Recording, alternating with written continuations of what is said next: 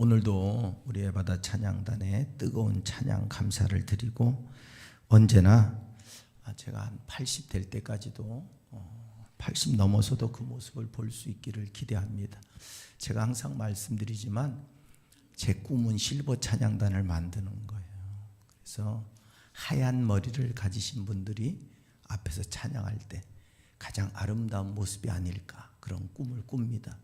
중간에 포기하지 마시고 머리 염색하지 않아도 돼요. 이쁘니까 하얀 머리로 와서 정말 하나님 앞에 죽기까지 충성하는 것, 그게 우리가 하나님의 길을 달려가는 겁니다. 그런데 우리는 참 교만해서 내가 드린 충성이 가장 최고인 줄 알아요.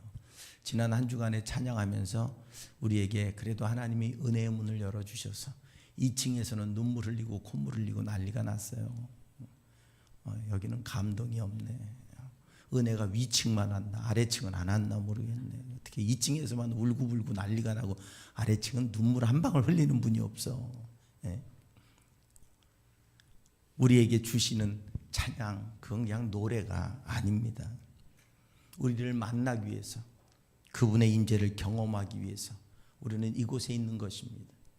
여러분, 제 얼굴 보려고 이곳에 있어봤자 뭐 잘생기긴 했지만 봐봤자 그렇고 거기서 거기고, 여러분이 맨날 정우성을 본다고 해서 매일 보면 반가울 것 같죠? 아니요, 매일 보면 지루해요. 그 얼굴도 저처럼 다양하게 생겨야, 이리 뜯어보면 오늘은 살쪄서 퉁퉁하고 내일은 눈이 부어가지고 가늘고, 이렇게 다양한 얼굴을 가지고 있는 사람을 봐야 그래도 지루하지 않지. 근데 우리는 사람 보러 온 거 아닙니다. 우리의 예배는 사람 때문에 드려지는 게 아닙니다. 사람 앞에 드려지는 예배는 우상 숭배입니다. 오늘 우리는 하나님을 향해 서 있는 거예요. 하나님 앞에 찬양하는 것이고, 하나님이 우리의 예배를 받으시는 겁니다.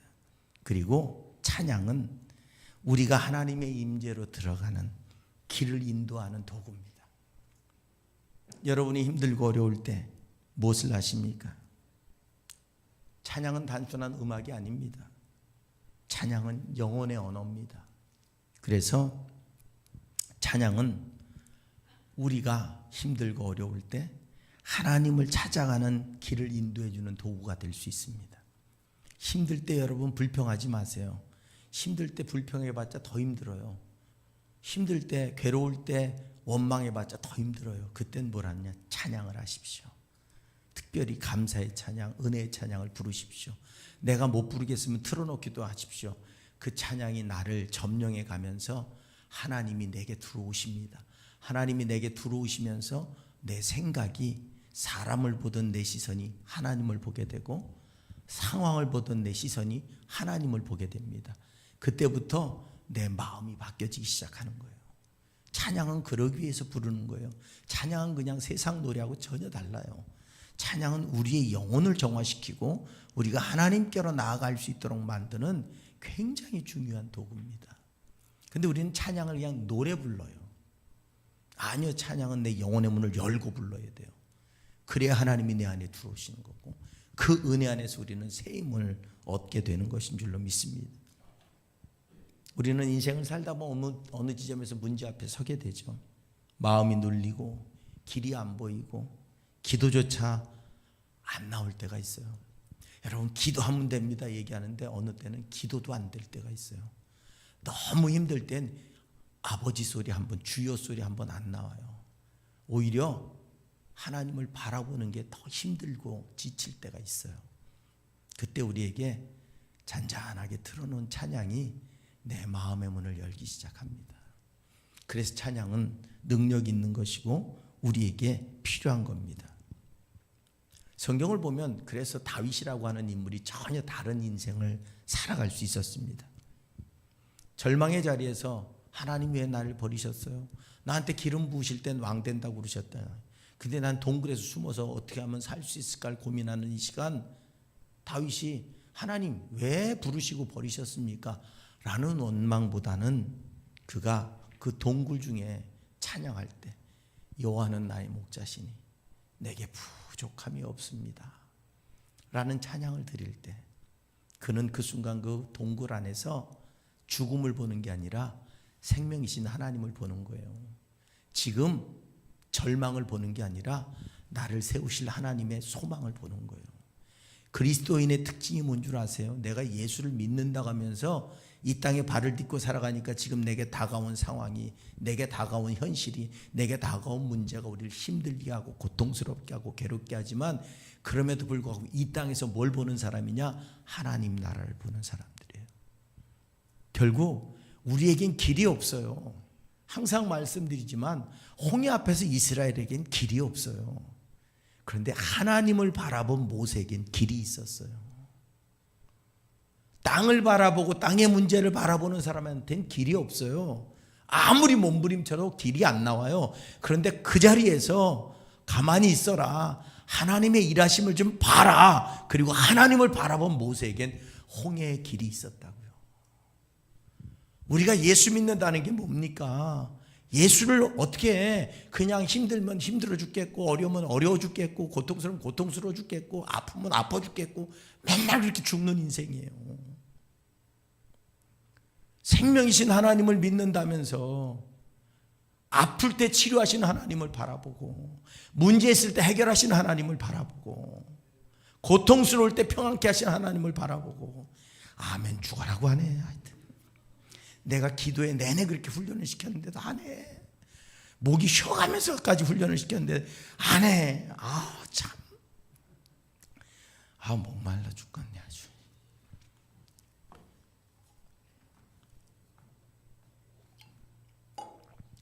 제가 이렇게 오후에 설교하려면 온풍기가 확 돌아가가지고 싹 말라버려요. 그래가지고 설교하는 게 되게 힘들어요. 근데 호응도 안 해주면 더 힘들어. 배가 힘들어. 다시 할게요. 난 다시 하는 거 좋아해. 근데 뭘 다시 해야 되지? 아플 때 치유하시는 하나님을 바라보시고, 힘들 때 능력 주시는 하나님을 바라보시고, 병 들어서 그건 했구나. 자꾸 잊어먹네. 여러분, 우리의 상황 속에서 하나님을 바라보십시오. 성공했을 때도 하나님을 바라보세요. 그래야 겸손해질 수 있어요. 성공하고 땅을 바라보면 어떻게 되는 줄 아세요? 교만해져요. 교만해지면 어떻게 될까요? 다 뺏기는 거예요. 다 뺏기는 거. 내가 하나님의 십자가를 짊어지셨습니까? 그건 내 거 아니에요. 하나님 거예요. 그러면 우리는 하나님 보고 책임지세요라고 말할 용기가 있어야 돼요. 제가 광야에서 이스라엘 백성들이 불평할 자격이 있다고 감히 얘기했잖아요. 왜? 순종했으니까. 광야로 나가래서 나갔잖아요. 그럼 나머지는 하나님 책임지셔야지. 그러니까 밥 달라고 요청하고, 고기 달라고 요청하고, 물 달라고 요청하고, 다 요청할 수 있는 이유는 뭐예요? 우리는 그냥 불평이라고만 생각하지만 거꾸로 얘기하면 이스라엘 입장에선 자격이 생긴 거예요. 왜? 나 순종했잖아요. 이 힘든 길을 내가 걸어가는데 주세요 하나님. 그랬더니 주시잖아요. 또 때리시지 않고 주시잖아요. 만나도 주시고 메추라기도 주시고 바위에서 물도 내시고 쓴물을 단물로 바꾸시고 손 들면 적을 이기게 만드시고 전쟁에서 승리하게 하나님이 주시잖아요. 왜? 순종했으니까. 광야를 나왔으니까 준 거지. 애굽에서 그랬으면 주셨을까요? 몽둥이를 주셨을지 몰라요. 두드러 패내라고. 근데 우리는 하나님을 바라보지 않고 자꾸 땅을 바라보니까 해결책이 없어요. 답이 없고 갈 길이 없는 거예요. 그런데 이 땅을 바라보는 우리의 시선을 하늘로 돌리는 통로가 뭐냐? 찬양입니다. 찬양. 찬양이 우리 입에서 나오면 그 다음에 기도가 가능해져요. 찬양이 우리 입에서 나오면 그 다음에 기도가 가능해져요. 우리가 여러분 기도해서 찬양의 문이 열릴 것 같죠? 아니요. 인간은 내 마음을 뭔가 꽝꽝 두드려야 그 다음에 그 마음의 문이 열려야 그 다음 게 가능해요. 그래서 오늘 우리는 찬양을 통해 뭘 배워야 될까? 첫째로 찬양은 오늘 성경을 보니까 하나님의 보좌를 준비하는 거랍니다. 오늘 22절 3절은 이스라엘의 찬송 중에 계시는 주여. 계신다는 말 야샤브라는 말입니다. 좌정하다, 왕처럼 앉다 그런 뜻을 가지고 있습니다. 찬양 중에 앉으신대요. 하나님이 찬양 가운데 임재하시고 왕자처럼 그곳에서 다스리시는 겁니다. 찬양은 하나님의 보호자가 되는 영적인 자리입니다. 하나님이 우리 안에 들어오실 때 우리에게는 담대함이 생기는 거예요. 하나님을 내 안으로 영접하는 굉장히 중요한 도구가 뭐냐면 찬양이라는 거예요. 하나님이 내 안에 들어오셔야 날 통치하실 수 있습니다. 날 통치하실 때 난 전능하심에 붙들림 받는 거예요. 시편 100편 4절을 이렇게 말합니다. 감사함으로 그의 문에 들어가며 찬송함으로 그의 궁정에 들어가라 합니다. 시편 95편 6절은 오라 우리가 굽혀 경배하며 우리를 지으신 여호와 앞에 무릎을 꿇자고 말씀하고 있습니다. 분명한 사실, 오늘 여호와가 우리 안에 올 때 우리는 고난이 없어지는 건 아니에요. 문제가 없어지는 건 아니에요. 상황이 좋아지는 것도 아니에요. 그런데 다윗은 그렇게 고백합니다. 여호와는 나의 목자시니 부족함이 없다고. 여호와가 내 안에 들어오시는 순간 세상의 것들이 나를 더 이상 이길 수 없다는 거예요. 세상의 것에 내가 흔들리지 않는 인생을 살아갈 수 있다는 거예요. 여호와가 내 안에 들어오시는 순간 그분과 함께 할 때 우리는 담대해질 수 있다는 거예요. 그러기에 오늘 찬양을 통해 그분을 영접하시기 바랍니다. 어느 암 환자가 항암 치료를 받으면서 계속 혼자 찬송가를 부르는 거예요. 그 암 환자를 본 의사의 고백이 뭐냐면 고통은 똑같았다. 그런데 그녀의 눈빛이 달랐다. 똑같이 고통 중에 항암 치료를 받는데 분명히 고통받는 건 똑같은데 그 눈에 기쁨이 있고 감사가 있고 은혜가 있어서 똑같은 고통 중에도 전혀 다른 사람을 만날 수 있었다는 거예요. 오늘 여러분 우리의 입술에 찬양을 잃어버리지 않기 위해 사시기 바랍니다. 왜? 하나님이 거하시는 자리가 될 수 있습니다. 내 안에 들어오시는 자리가 될 수 있기 때문이에요. 재즈 음악가 루이 암스트롱이라고 하는 사람이 가난과 차별 속에 자랐습니다. 노래할 때마다 이렇게 말했답니다. 노래는 나의 절망을 빛으로 바꿔주었다. 인간이 노래 안에서 그렇게 변할 수 있다면 하나님을 영화롭게 하는 찬양 안에서는 어떻게 변하겠는가 하는 거예요. 그 찬양을 우리는 자꾸 잊어버리고 살아가고 있지 않은가 하는 겁니다. 찬양은 하나님이 멀리 있는 존재가 아니라 우리 안에 계신 분으로 만들어 놓는 굉장히 중요한 영적 공간을 만드는 거예요. 그래서 여러분들의 찬양이 더 울려 퍼지시기를 주님의 이름으로 축원을 드립니다. 기왕에 예배 나왔잖아요. 기왕에 찬양을 하는 거잖아요. 그러면 목이 쉬도록 찬양하고 진정으로 하나님을 바라볼 수 있을 때 우리 심령 가운데 임하시는 그 하나님이 임하실 공간이 생기는 거예요. 그곳에 하나님은 좌정하시는 거예요. 그 하나님이 우리 안에 좌정하실 때 우린 새로운 세상을 바라볼 수 있는 능력이 생기는 거예요. 아니 이 좋은 도구를 주셨는데 왜 안 쓰시냐고요. 왜? 나만 뚫어지게 쳐다보지 말고 왜 안 쓰냐고요. 왜? 예? 제가 뒤에서 찬양을 하는데 오늘은 제가 목이 너무 가라앉아가지고 소리가 하나도 안 나는데 너무 어려운 곡을 선택하셨어. 한 곡은 뭐라는 얘기인지 모르겠어 내가. 그래가지고 따라 부르다가 목이 너무 아파가지고 못 따라 부르고 있었는데 그럼에도 불구하고 여러분 주 안에 있는 나에게 지금까지 지내온 것 그 찬송 부르면서 내 마음이 확 풀리면서 너무 감사한 거예요. 지금까지 1년을 살아오면서 주의 은혜 안에 살았고 지금까지 지내온 것이 주의 은혜라고 고백할 때 여러분 우리 마음에 평강이 찾아오는 거예요. 힘든 일이 없어서가 아니잖아요. 그런데 그냥 주 안에 사는 나에게 다른 근심도 없고 지금까지 지내온 것이 주님의 은혜입니다 라고 고백할 때 그 순간 우리는 위로받고 힘을 얻는 거예요. 왜? 그 순간 내 마음에 하나님이 앉힐 공간이 만들어지는 거예요. 그리고 하나님이 임재하실 때 우리는 위로받는 삶을 살아가게 되기 때문에 그렇다고 하는 사실입니다. 분명한 사실은 찬양은 단순한 음악 활동이 아닙니다. 하나님의 권능이 통치하시는 현장입니다. 그래서 교회는 찬양 중에 영적 돌파가 일어나는 것이고 위로가 생겨지는 것이고 회복이 일어나는 것이고 치유 역사가 나타나는 겁니다. 우리는 귀신을 보면 어떻게 해요? 열심히 박수하면서 찬양하죠. 제가 옛날 경험을 말씀드렸잖아요. 옛날에 개척해가지고 우리 밤에 기도하고 있는데 귀신들 막 왔다 갔다 하는 거 환상을 보면서 제가 그때 한 일이 이갈고 찬양한 것밖에 없어요. 찬양하다 보니까 갔더라고요.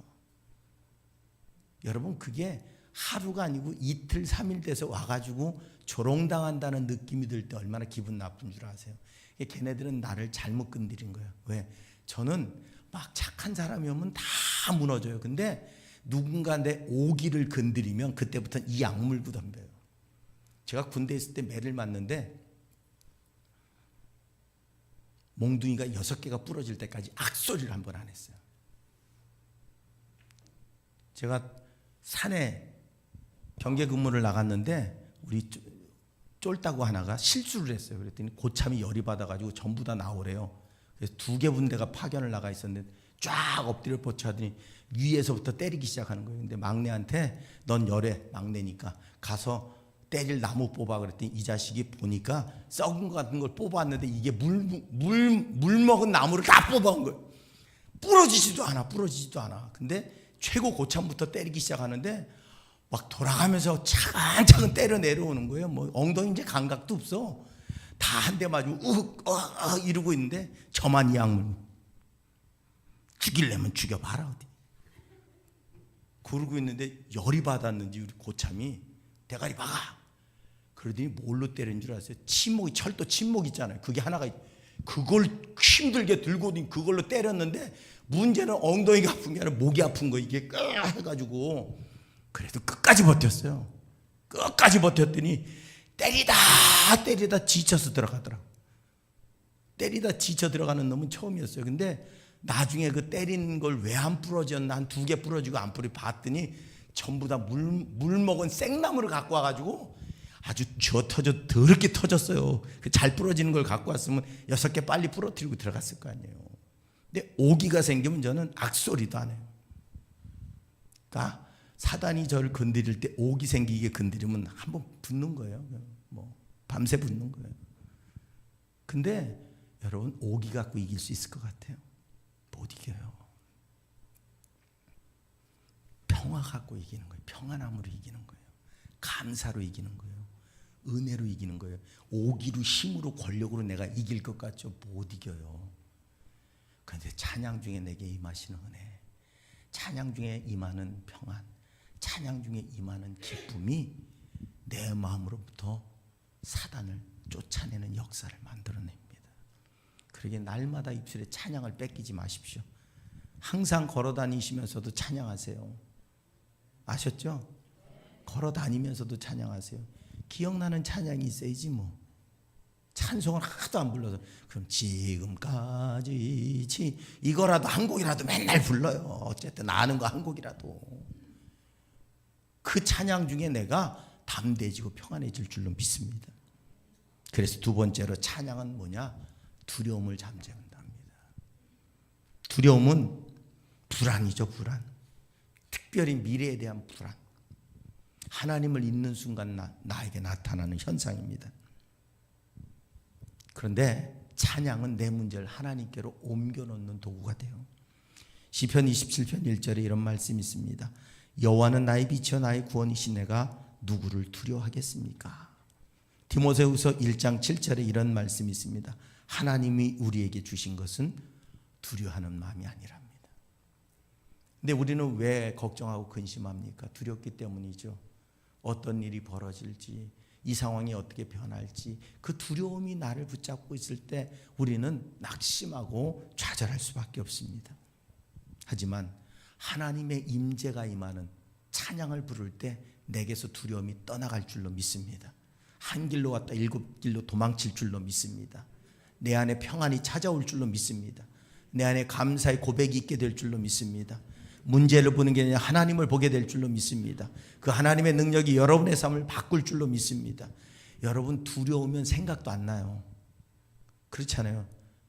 전에 한번 말씀드렸잖아요.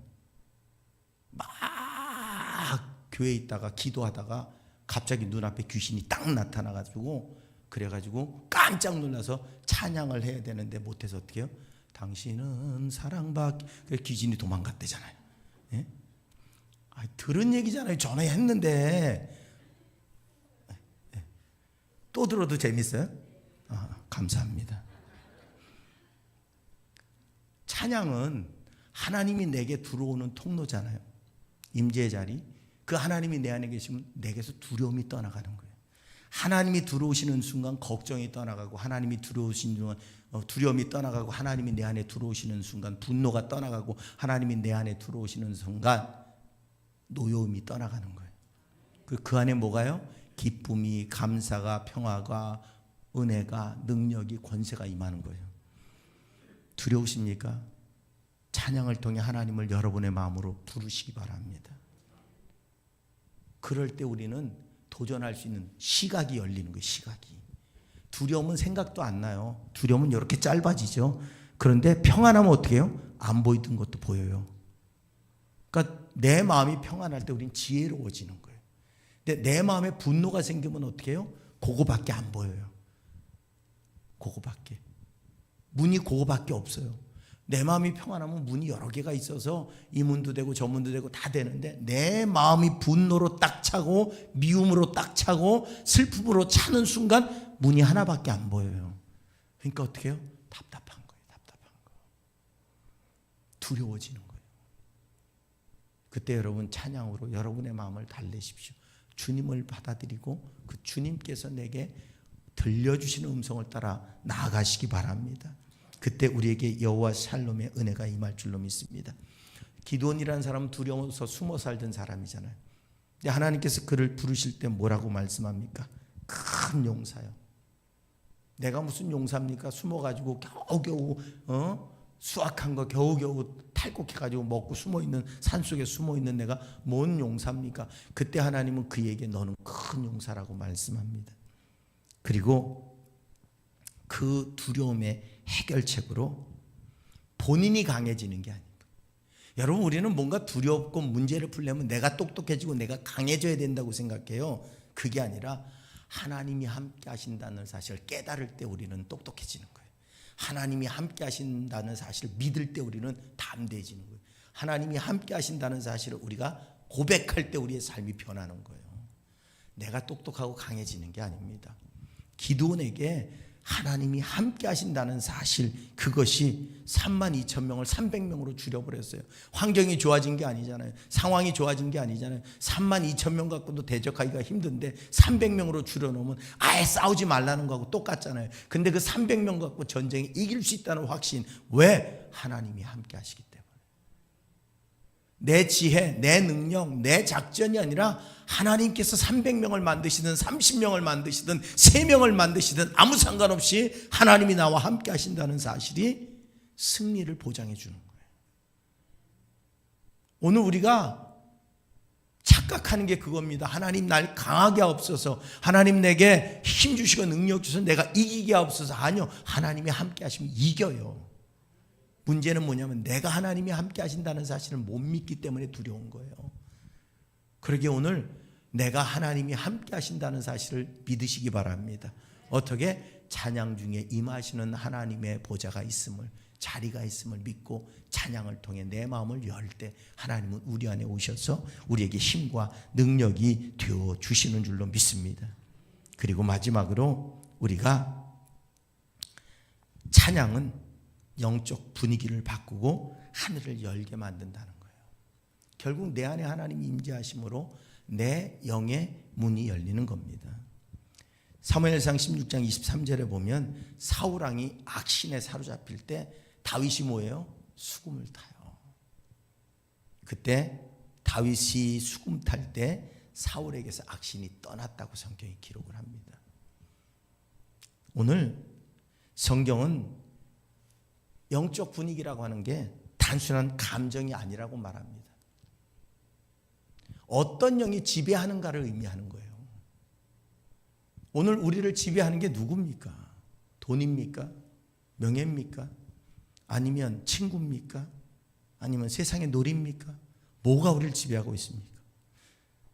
하나님이 우리를 지배하실 때 우리의 삶이 변할 줄로 믿습니다.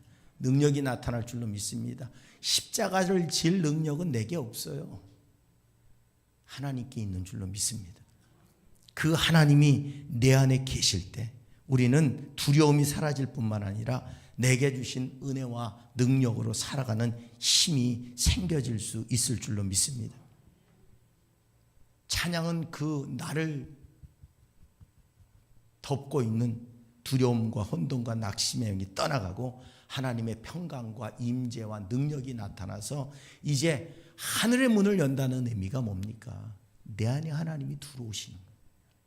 오늘 찬양을 통해 내 마음의 문을 열 때 하나님이 내 안에 들어오시고 나는 그 하나님과 동행함으로 이제는 능력 있는 복된 인생을 살아가는 역사를 만들어 낼 수 있게 되어진다는 겁니다. 사람의 영은 두려움, 상처, 죄책감, 걱정 때문에 닫혀있는 상태예요. 닫혀있는 상태로는 하나님을 절대로 느끼지 못해요. 그러니까 거기에 따라오는 게 뭐예요? 걱정이고 근심이고 낙심입니다. 이때 찬양은 그 닫힌 영을 열어주는 역할을 해요. 그리고 하나님이 우리 안에 들어오실 때 우리 안에 있는 두려움도 떠나고 낙심도 떠나고 근심도 떠나고 분노도 떠나고 미움도 떠나고 좌절도 떠나고 실패도 떠나고 가난도 떠나고 떠나게 될 줄로 믿습니다. 눈치채는데 한 10번을 해야 눈치를 채기 시작하는 거예요. 내가 딱 한 번 더 했는데 못했으면 숨이 막힐 뻔했어요. 분명한 사실은 여러분, 내 마음의 자리에 누굴 두고 계십니까? 내 마음의 자리에 어떤 상황이든 하나님을 두고 사시기 바랍니다. 그러면 그 하나님이 다 이기게 하실 줄로 믿습니다. 자꾸 내 마음의 한켠에 두려움을 끌어들여 놓고선 두려워 이러지 말고 그 자리도 하나님, 낙심의 자리도 하나님, 실망의 자리도 하나님, 아픔의 자리도 하나님, 고통의 자리도 하나님, 오시옵소서, 차지하시옵소서, 주님이 나를 이끌어 가시옵소서. 그때 우리의 삶이 바뀌는데 그냥 돼요? 기도하라면 기도가 됩니까? 힘들 때 앉아있으면 기도가 아니라 분노만 일어나요. 그때 찬양 중에 내 마음의 문을 열어서 주님 좌정하시게 하시고 그때부터 기도가 되는 거예요. 그러기에 오늘 우리의 중심에 하나님을 영접하는 삶을 살아가시기를 부탁을 드립니다. 찬양은 하나님의 임재를 여는 열쇠라고 합니다. 찬양은 하나님을 향한 마음의 방향입니다. 내 마음의 방향이 하나님께로 돌려져야 그분이 내 안에 들어오실 수 있기 때문에 그렇습니다. 그리고 그 찬양이 내 안에 있을 때 하나님이 내 안에 임재하시면 내 영이 환하게 밝아질 줄로 믿습니다. 어둠이 날 다스리는 게 아니라 강한 빛이 날 다스릴 때 보이고 느끼고 깨닫고 알아서 그 전능한 능력으로 이기는 거룩한 삶을 살아갈 수 있게 되어질 줄로 믿습니다. 여러분의 입술에 찬양이 떠나가지 않기를 주님의 이름으로 축원을 드립니다. 그리고 찬양 안에서 승리하시기를 주님의 이름으로 축원을 드립니다. 노래를 부르지 마십시오. 내 영혼의 고백을 가지고 찬양하십시오. 그때 하나님 우리 안에 오실 것이고 위로해 주시고 감동을 주시고 지혜를 주시고 능력을 주셔서 이 땅을 살아가면서도 부족함 없게 하시고 돕는 자를 붙여주실 뿐만 아니라 주의 십자가를 짊어지고 가는데도 조금도 부족함 없도록 채우시고 넘치게 해주실 줄로 믿습니다. 그 은혜로 우리가 살아갈 수 있도록 주의 찬양으로부터 멀어지지 않는 복된 여러분이 되실 수 있기를 주님의 이름으로 축원을 드립니다.